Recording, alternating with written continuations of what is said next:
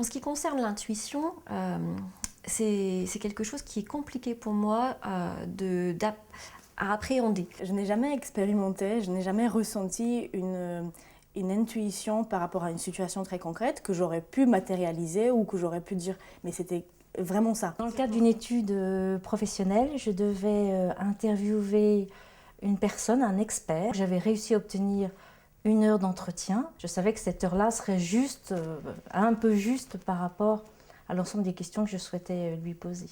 J'avais un combat intérieur très fort en disant là là, l'heure tourne. Moi, il faut que j'ai aussi les questions, les réponses de mon étude. Il faut que je puisse poser mes questions, mais il m'entraînait sur un chemin qui était vraiment passionnant où on a pu avoir un échange intellectuel et conceptuel vraiment riche. Je l'ai remercié néanmoins pour son interview et je suis repartie avec mes questions non posées.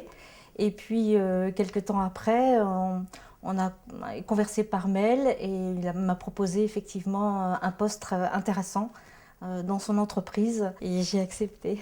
La difficulté de l'intuition, c'est que justement, comme elle est basée sur quelque chose qui n'est pas du domaine du rationnel, on ne peut pas la restituer telle qu'elle. Une fois que vous avez une intuition, en fait, ce qu'on vous demande, c'est un gros tableau Excel avec des tas de chiffres qui vous déduisent ou qui vous démontrent par A plus B que votre intuition est bonne. En revanche, c'est très utile parce que du coup, quand vous avez une intuition, vous pouvez toujours aussi bricoler vos colonnes et vos cases pour que ça démontre le truc que vous vouliez.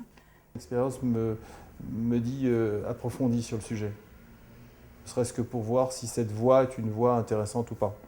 Très souvent, en fait, pour moi, il faut vraiment suivre cette intuition-là parce que notre inconscient travaille bien mieux quelquefois que notre rationnel.